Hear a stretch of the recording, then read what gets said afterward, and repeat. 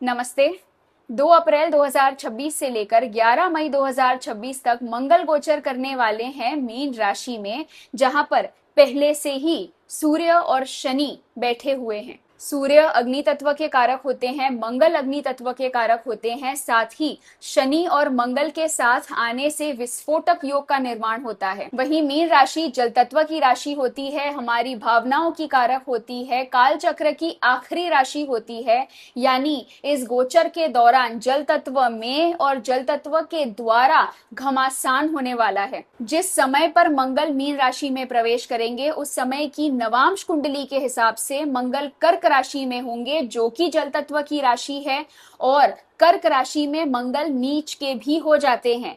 यानी इस पूरे गोचर के दौरान उत्तर और पश्चिम यानी कि नॉर्थ और वेस्ट डायरेक्शंस बहुत ज्यादा सेंसिटिव बने रहेंगे। इन दोनों डायरेक्शंस के बीच का पूरा हिस्सा सबसे ज्यादा इंपैक्टेड होगा। अब क्योंकि शनिदेव भी पश्चिम दिशा के कारक होते हैं, इसीलिए पश्चिम दिशा में जितने भी वाटर फ्रंट्स हैं, वहां पर सिक्योरिटी टाइट होनी चाहिए, वहां पर कुछ बड़ा हो सकता है। 11 अप्रैल को बुध भी मीन राशि में प्रवेश करेंगे, जहां पर आकर के वो नीच के हो जाते हैं। यानी उस समय मीन राशि में मंगल, बुध, सूर्य, शनि और नेपट्यून, ये पांचों ग्रह एक साथ होंगे। 11, 12 और 13 अप्रैल, ये तीनों डेट्स थोड़े से क्रिटिकल साबित हो सकते हैं, क्योंकि इन डेट्स पर पांचों ग्रह एक साथ मीन राशि में होंगे। और फिर 14 अप्रैल को सूर्य मीन राशि से निकल करके अपनी उच्च की राशि मेष में प्रवेश करेंगे। इसमें भी जो पूरे गोचर का सबसे क्रिटिकल और सबसे डेंजरस टाइम होगा,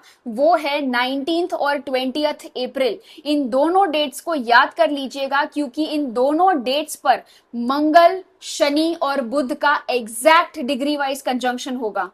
इस कंजंक्शन में मंगल और शनि के बीच ग्रह युद्ध होगा, जिसमें मंगल की जीत होगी और शनि की हार। साथ ही शनि और बुध का भी ग्रह युद्ध होगा, जहां पर बुध की हार होगी और शनि की जीत। इन तीनों ग्रहों का कंजंक्शन होने वाला है उत्तर भाद्रपद नक्षत्र के चौथे चरण में, जिसके स्वामी है मंगल और जिसका तत्व है जल। और वैसे पूरे उत्तर भाद्रपद नक्षत्र के स्वामी होते हैं शनिदेव और तत्व होता है जल। सभी के सभी संकेत जल तत्व की तरफ ही इशारा कर रहे हैं। इसका ये अर्थ है कि जितने लोग नेवी में काम करते हैं, उन्हें संभल कर रहना चाहिए, उन्हें अलर्ट रहना चाहिए। और क्योंकि हमारा शरीर भी 70% जल से ही बना हुआ है, तो हमें भी हमारी भावनाओं पर, हमारे इमोशंस पर नियंत्रण रखना होगा। देखिए, शनिदेव जो हैं वो धैर्य के कारक होते हैं, पेशेंस को दर्शाते हैं। वहीं मंगल आक्रामकता, आक्रोश के कारक होते हैं और एक्शन को दर्शाते हैं। इसीलिए कोई भी निर्णय जल्दबाजी में आकर के या गुस्से में आकर के मत लीजिएगा, क्योंकि मीन राशि में बुध भी नीच के हो जाते हैं, जो कि हमारी बुद्धि और वाणी के कारक होते हैं। तो इस गोचर के दौरान हमारी बुद्धि पर, हमारी समझ पर भी ताला लगा हुआ होगा। अगर कुछ समझ नहीं आता है तो शांति से बैठे रहिएगा, चुप रहिएगा। देखिए, 14 तारीख से सूर्य भी मेष राशि में गोचर करेंगे, जहां पर वो उच्च के हो जाते हैं। यानी आपके अंदर का कॉन्फिडेंस और ईगो भी बढ़ेगा। कॉन्फिडेंस और ओवर कॉन्फिडेंस के बीच एक पतली सी रेखा होती है, उसे क्रॉस करने की कोशिश मत कीजिएगा। ये समय प्लानिंग का है, प्रेपरेशन का है, सॉलिड फाउंडेशन बनाने का है।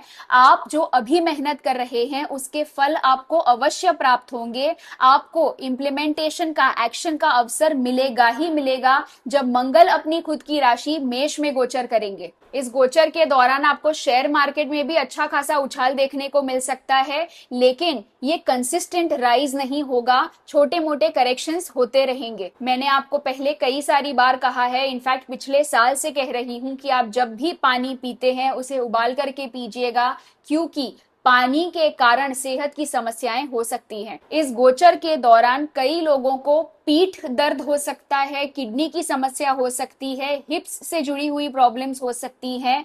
तो 2 चीजें करनी है, पानी अच्छा खासा पीते रहिएगा, हाइड्रेटेड रहिएगा और मूवमेंट करते रहिएगा। एक जगह पर घंटों तक बैठे मत रहिएगा। मैंने आपको पहले भी 1-2 वीडियोस में बताया है कि भारत और पाकिस्तान के बीच इस समय में युद्ध होने की प्रबल संभावनाएं हैं। इसमें भी 19 और 20 अप्रैल, जो 2 डेट्स मैंने आपको याद करने के लिए कहा है, उसमें संभावनाएं प्रबल हैं। इस गोचर के चलते अंडर वाटर सीस्मिक एक्टिविटीज बढ़ सकती है, जिसके प्रभाव स्वरूप सुनामी के बाद भूकंप आने की भी प्रबल संभावनाएं हैं। अब ये गोचर शुरू हो रहा है हनुमान जन्मोत्सव के दिन, तो आपको उपाय के रूप में केवल every single day Hanuman Chalisa का पाठ करना है। आपका बेड़ा केवल बजरंग बली ही पार करवा सकते हैं।